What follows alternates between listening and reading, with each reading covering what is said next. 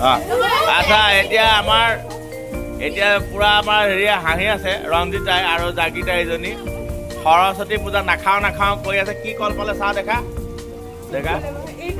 জজা কল পাইছে। জজা কল খালে কি হয়? দুটা ল'ৰা ছোৱালী হয় বুলি কয় ন? হা এইটো তই বিশ্বাস কৰ নে তই নকৰ? তই কোন ক্লাছৰ? 6ৰ। আচ্ছা এই হেৰিয়ে বিশ্বাস কৰ? হা স্বপ্নমে নকৰ? আচ্ছা দীপাই বিশ্বাস কৰ? দীপা নকৰ? এই আমাৰ জিতুমণিয়ে নকৰ? এতিয়া ৰঞ্জিতা আৰু জাগিতাই বিশ্বাস কৰে। এতিয়া আমাৰ বিশ্বাস নকৰাখিনি বাদ দে। আমাৰ এতিয়া তই উলিয়াক ভাল। এই জজা কল তেৰা আজি সাক্ষী আছে। আজি 2000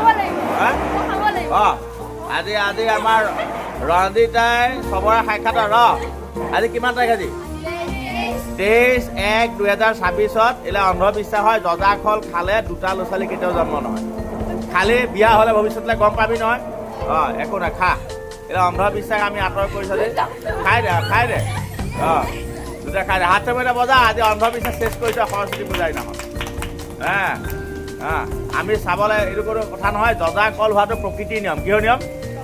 প্ৰকৃতিৰ নিয়ম। জজা হ'ব পাৰে। যেনেকৈ আমাৰ কেতিয়াবা মানুহৰ 6টা আঙুলিও হৈ যায়, হয় নহয়? আৰু গৰুৰ কেতিয়াবা 6টা ঠেং ওলায়, কিন্তু সেইটো গৰু কি ভগৱানৰ গৰু হ'ব নেকি? নহয়, কেনে হ'ব পাৰে। জজা কল খোৱা আমি সৰস্বতী খাইছোঁ। ৰঞ্জিতা বড়ো আগতে ডাক্তৰ হয়, ইঞ্জিনিয়াৰ হয়, কি হয় দেখা যাব। মানুহজনীটো থাকিব।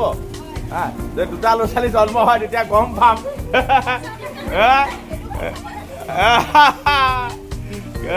ভালকৈ খা। পালে চাই আছে নহ'লে ক'বলৈ অকণমান খাই দিলে চাই সেইকাৰণে নহ'লো বুলি কওঁ।